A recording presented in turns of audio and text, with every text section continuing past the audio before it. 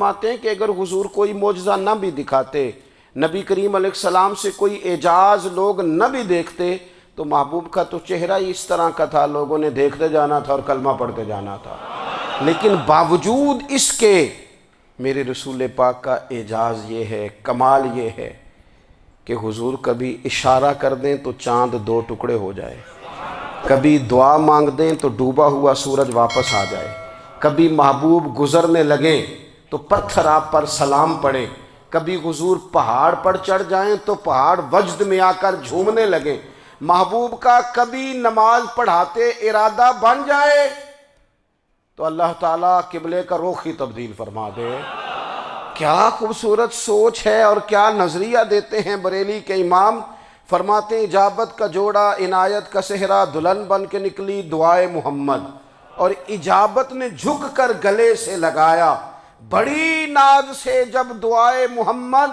دیکھو خدا کی رضا چاہتے ہیں دو عالم، خدا چاہتا ہے رضائے محمد صلی اللہ تعالی علیہ وسلم۔ اور ایک مقام پہ فرماتے ہیں نائب دست قدرت پہ لاکھوں سلام، نائب دست قدرت پہ لاکھوں سلام۔ تو اللہ تعالیٰ نے نبی پاک صلی اللہ تعالی علیہ وسلم کو جو اعجاز۔ پھر ایک اور بات، حضور امی ہیں، دنیا میں آ کر محبوب نے کسی سے پڑھا ہی نہیں۔ میرے محبوب نے جتنا پڑھا ہے رب کریم سے ہی پڑھا ہے۔ الرحمن علم القرآن خلق الانسان، رحمان نے قرآن سکھایا پھر انسان بنایا۔ اللہ تبارک و تعالیٰ کی بارگاہ کرم سے حضور نے لیا۔ رسول کریم امی ہیں، یہ بھی حضور کی نبوت پر ایک بڑی دلیل۔ دیکھو ایک ہوتا ہے کوئی آدمی بچپن سے ہی کسی چیز سے شغف رکھے اور جب اس کی عمر بڑی ہو جائے تو کہتے ہیں اس کا تجربہ بڑا ہو گیا ہے، یہ پہلے کچھ شعر کہتا تھا، کوئی ادبی جملہ کہتا تھا، تو اب اس کی یہ کام کرتے کرتے عمر بڑی ہو گئی ہے تو رسوخ حاصل ہو گیا۔ 40 سال کی عمر مبارک تک نبی کریم نے ایک شعر بھی نہیں کہا۔ حضور علیہ السلام نے کبھی کوئی ایسی بات، ویسے تو حضور کی ہر بات حکمت والی، لیکن جس کو عرب کے لوگ اپنے لہجے میں شاعری یا اپنے لہجے میں ادب کہتے تھے وہ حضور نے بیان نہیں فرمایا۔ لیکن جب 40 سال کی عمر میں اعلان نبوت کیا تو پھر بڑے بڑے فصیح و بلیغ، بڑے بڑے سیانے طفیل بن عمر کہتے ہیں کہ اس شخص کو بھی میں نے دیکھا جسے بڑا ناز تھا اپنی فصاحت اور بلاغت پر، اور جب وہ حضور کے پاس آیا اور اس نے آ کے کچھ باتیں کی تو محبوب خاموشی سے سنتے رہے، اور جب وہ چپ کر گیا تو میرے کریم نے صرف سورہ فاتحہ پڑھی۔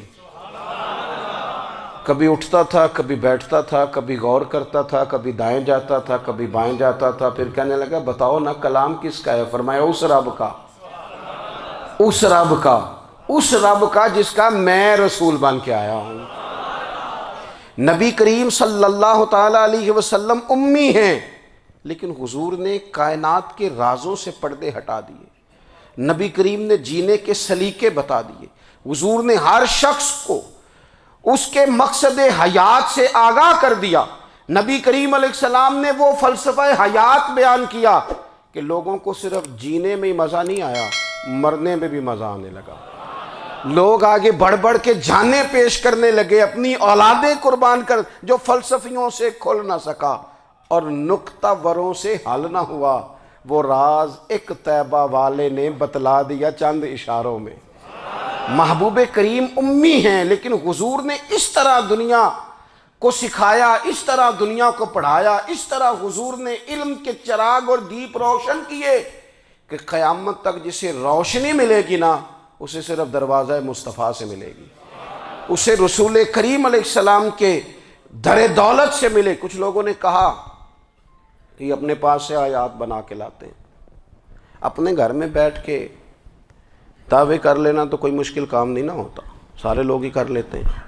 بلکہ وہ ہمارے ایک بزرگ کہا کرتے تھے خیالی پلاؤ پکائیے تے گھیو کدے بھی کٹ نہ پائیے، کیونکہ کون سا پیسوں کا ڈالنا ہے، زیادہ ڈالیں آپ اور زیادہ ڈالیں۔ بہت سارے لوگ ہیں آج بھی، کچھ لبرل ہیں بیچارے، کچھ دین بیزار طبقہ ہے، وہ کہتے ہیں جناب ہمیں تو جدید باتیں بتائیں، ہمیں تو نئے اسلوب کے مطابق لے کے چلیں، ہمیں تو او بھائی سن، میرے نبی پاک علیہ السلام نے فرمایا میرا قرآن کبھی پرانا نہیں ہوگا، اسے پڑھ کے دیکھ، اس کی جدت کا حسن دیکھ، یہ تو کھلا ہوا باغ ہے. تو ایک دفعہ اس کے قریب آئے گا تو خوشبو ملے گی، دوسری دفعہ آئے گا تو اس سے زیادہ تازی ملے گی. ایک دفعہ پھل کھائے گا تو مزیدار ہوگا، اور دوسرا کھائے گا ہو سکتا ہے شکل ملتی جلتی ہو لیکن ذائقہ بڑا نرالا ہوگا. تو تو صحیح نا. جب کچھ لوگوں نے کہا یہ خود سے بنا کے آیات لاتے ہیں تو فرمایا وَإِن كُنتُمْ فِي رَيْبٍ مِّمَّا نَزَّلْنَا عَلَىٰ عَبْدِنَا فَأْتُوا بِسُورَةٍ مِّن مِّثْلِهِ. اگر تمہیں کوئی شک ہے اس میں جو ہم نے اپنے بندہ خاص میں نازل کیا ہے تو تم بھی اس جیسی ایک آیت بنا کے لاؤ. اور چلو چیلنج کھلا ہی دے دیا، فرما وَادْعُوا شُهَدَاءَكُم مِّن دُونِ اللَّهِ. اللہ اور اللہ والوں کو چھوڑ دو، تفسیری ترجمہ عرض کر رہا ہوں، یعنی صحابہ کو چھوڑ دو، حضور کے ماننے والوں کو چھوڑ دو، باقی ساری دنیا کے کافر کٹھے ہو جاؤ، ایک آیت بس قرآن جیسی لے کے آؤ، ایک آیت لے کے آؤ. ان کنتم صادقین، اگر تم سچے ہو. جوانوں سنو، کہا ایک آیت. اور یہ چیلنج آج تک قرآن مجید کا موجود ہے، آج تک. وَإِن كُنتُمْ فِي رَيْبٍ مِّمَّا نَزَّلْنَا عَلَىٰ عَبْدِنَا فَأْتُوا بِسُورَةٍ مِّن مِّثْلِهِ. تم قرآن کے مقابلے کی ایک صورت لے کے آؤ اور سارے حمایتی اکٹھے کر لو اپنے. ان کنتم صادقین، اگر تم سچے ہو. جواب تو ادھر سے آنا تھا نا، لیکن کائنات کے رب نے جواب بھی خود دیا. فرمایا فَإِن لَّمْ تَفْعَلُوا وَلَن تَفْعَلُوا. اگر تم نہ لا سکے، اور فرمایا تم لا سکتے بھی نہیں.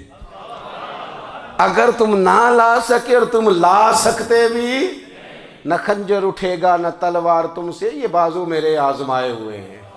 وَلَن تَفْعَلُوا، تم لا بھی نہیں سکتے. فَاتَّقُوا النَّارَ الَّتِي وَقُودُهَا النَّاسُ وَالْحِجَارَةُ.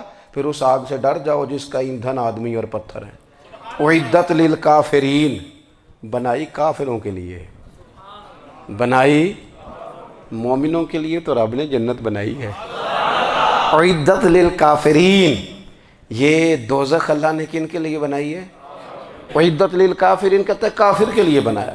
تو اللہ تبارک و تعالیٰ نے میرے رسول پاک صلی اللہ تعالیٰ علیہ وسلم کو وہ کتاب عطا فرمائی، اور پھر حضور کی فصاحت و بلاغت، معرفت. دیکھو ایک ہوتا ہے گھنٹوں باتیں کرنا، ایک ہوتا ہے کئی والیم پر مشتمل، کئی جلدوں پر مشتمل کتب کا لکھنا، اور ایک ہوتا ہے کسی بندے کا ایک بات کرنا اور سامنے والے کی طبیعت کو اتنا جگا دینا کہ اگلی بات فوراً ہی اس کی سمجھ میں آ جائے. اور حضور